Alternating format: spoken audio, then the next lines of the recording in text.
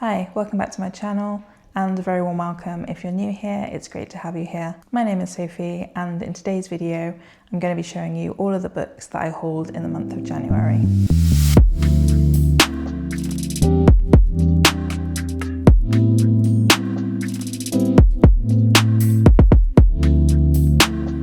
I didn't haul as many books in January as I did in December, which is a good thing as that was quite out of the ordinary. But I did end up hauling more books than I thought I would in January. So I have 11 books here to talk to you about. Although I did intentionally haul some of these books for kind of self-study. So there is quite a few books that focus on Greek mythology. And then we also do have a mixture of other books, mainly fantasy books. So I will start with the Greek mythology section. And although I am very into Greek myth and especially focusing on feminist retellings of Greek mythology, I actually haven't got a lot of grounding in classics. I've never studied classics and I've actually never read the source text for these mythology retellings. So I thought it was time to read more of the ancient texts that have been translated and find out a little bit more about the backstory for some of these characters that I am very interested in. So first up, I did pick up this very useful guide, and this is The Greek Myths, Gods, Monsters, Heroes and the Origins of Storytelling by Stephen P. Curshore. And I've heard that this is a very accessible, very good text for learning more about all of the characters in Greek mythology and how they connect and their kind of origin stories. So this is written by a classicist, so I think it will be very informative. And from what I've just briefly glanced at, it does look very accessible. So I'm interested to pick this one up. So it says that Stephen P. Curshore retells both well-known and forgotten myths, exploring how their inspiration has remained vital for Western culture, from Renaissance painters to the poets of the Great War and the modern myth makers of Hollywood. So I think it will just bring everything together in terms of mythology. And then it may come as a surprise, considering I do talk about Greek mythology quite a lot, that I actually haven't read the Iliad or the Odyssey. And I do have a version of both, but they are Folio Society editions and they are beautiful, but they are quite difficult to read and I also don't want to damage them. So I have been on the lookout for the best translation for reading the Odyssey and the Iliad. I have studied translations, so I'm always very interested to research the best translations. So I have picked the Emily Wilson translations, which are quite new. I think there is a new version of the Odyssey come out by another translator, but I decided that I was going to pick up the Emily Wilson ones. So we have the Iliad, and this is a lovely floppy paperback, and it does come with these beautiful deckled edges, which sometimes they can look a little bit uneven, but I actually quite like this and it really makes it feel like an ancient text. So this is the translation that I've chosen. So this tells the story of the Trojan War, and after a lot of research I did see that this one was recommended quite a lot, but also the Robert Fagles one, which is the Folio Society edition. So I'm going to see how I get on with this, and if I enjoy it I would probably pick up some of the other translations as well. And then we have the Odyssey, also by Emily Wilson, and again it's a very floppy paperback, same kind of edition as the Iliad with the pages as well. So this is the one I'm most interested for. So this follows Odysseus' journey back from the Trojan War. And I did study the Odyssey a long time ago. It would have been early in secondary school, so not this text. It would have been a rewritten text just for younger readers. So I'm actually really excited to read the original text, well, the translated versions of the original text. Yeah, it's been on my list for a long time and it's about time I got to it. And then I have some of the more ancient texts. So I have the Library of Greek Mythology by Apollodorus. So this is again kind of a summary of different myths, and there's some timelines and maps, and there's also some family trees, and I think this will be really interesting, but it is a translation of an ancient text, so I'm wondering if it's going to be quite tough for me to read, but we'll see, and I'm excited to read it. And then I have Theogony and Works and Days by Hesiod and Elegies by Theognis, and this is always referenced in a lot of mythology retellings I read. So this is always referenced in terms of Medusa, so I think Medusa's story is in here at some point. And I think there's some other myths that are woven into this. So like the Iliad and the Odyssey, this is also poetry. So I'm very interested to see if I actually do enjoy ancient poetry. And I do love the Penguin editions. And then similarly, I have a collection of plays, and this is by Euripides, and this is Medea and other plays. So Medea is one of my favourite characters recently that I've read about in Greek mythology. So I'm very interested to read the actual play. So this has been performed on stage a lot of times, and sadly I did miss the performance that was most recently in London. So I'm hoping that there will be more performances that I can go and see. But this has Medea and it does have other plays. So we have, let's see who else we have in here. So Medea, Hecabe, Electra, Heracles. So yeah, I'm quite interested to read the others as well. So that was my mythology haul, and I am really hoping to dedicate some time to kind of studying Greek mythology a bit more by myself so that I can actually have a little bit more understanding about the characters. As I've said, all I know really about Greek mythology is what I've learnt from these feminist retellings. So I'm keen to see the different backstories for these different characters. So in terms of the fantasy books that I hauled in January, I'm starting with a kind of mythology retelling, and this is Brigid by Kim Curran, and this tells the story of one of Ireland's most beloved saints, so Brigid.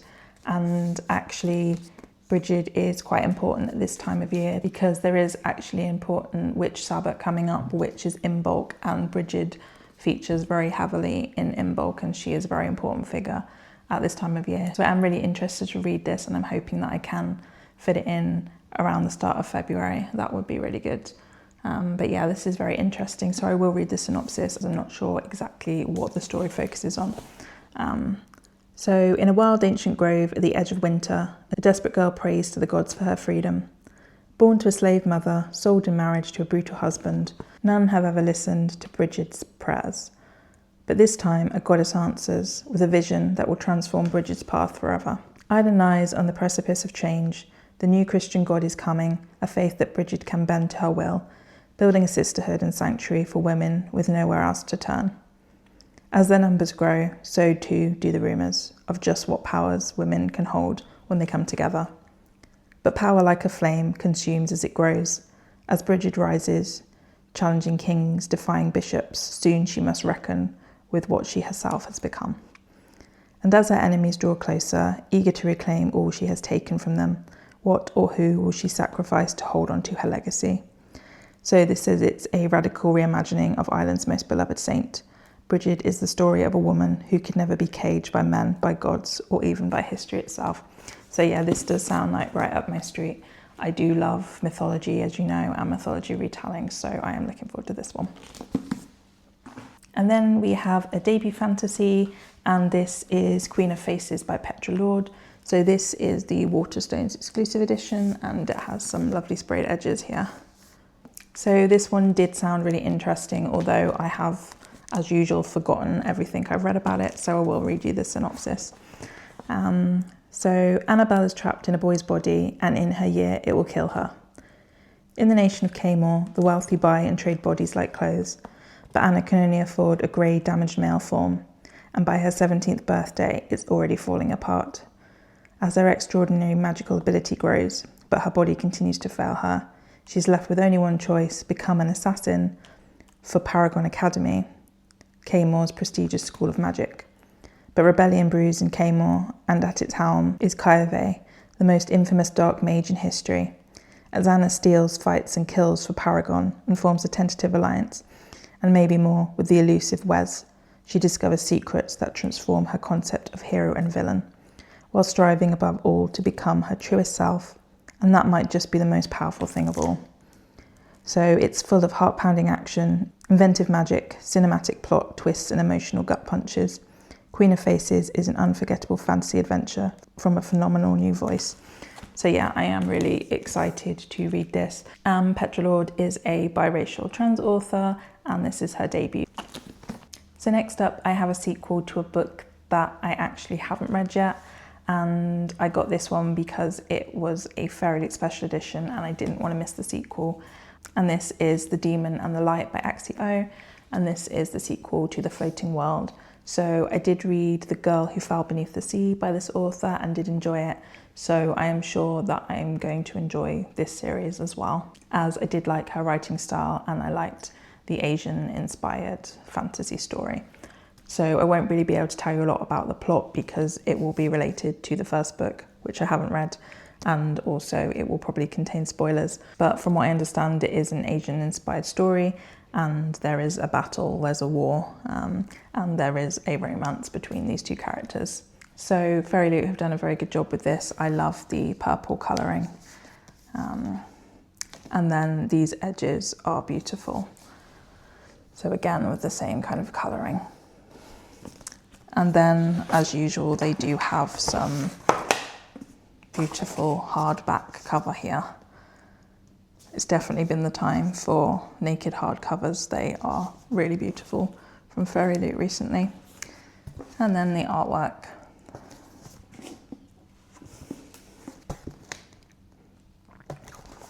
And then there is a reverse dust jacket, which is the original cover, but I'm guessing in a different colourway. But yeah, I think this is a duology. I'm not actually sure, I'd have to check that, but I do hope to read it this year at some point. But yeah, we'll see, because I have a lot of series that I need to read. And then I have another stunning Fairy Loot book, and this is Wild Reverence by Rebecca Ross. So this book came out, I think, towards the end of last year, but I wanted to wait for the Fairy Loot edition because it matched my editions of Divine Rivals and Ruthless Vows. And I actually really enjoyed that duology. And this book is set in the same world as that, but I think it's a lot earlier. So I am really excited to read this, as I really enjoyed Rebecca Ross's writing. I think she's great at telling this story, and it is a fantasy. It's also got some kind of mythology in it. There's gods and there's magic, so it is a very rich world, and I really enjoyed the duology. And I'm hoping that this will be very similar, but this will follow different characters as it's not set at the time the duology is.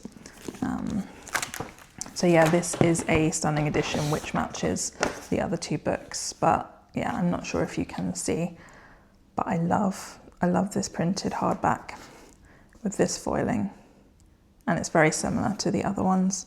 And again, some stunning sprayed edges.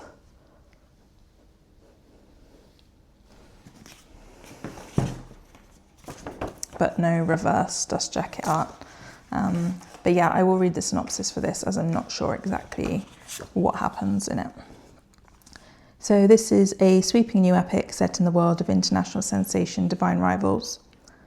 A goddess born to the firelit domain of the underworld, Matilda is blessed with humble messenger magic, carrying letters and secrets through the realms, including one of her own, a mortal boy who appears only in her dreams.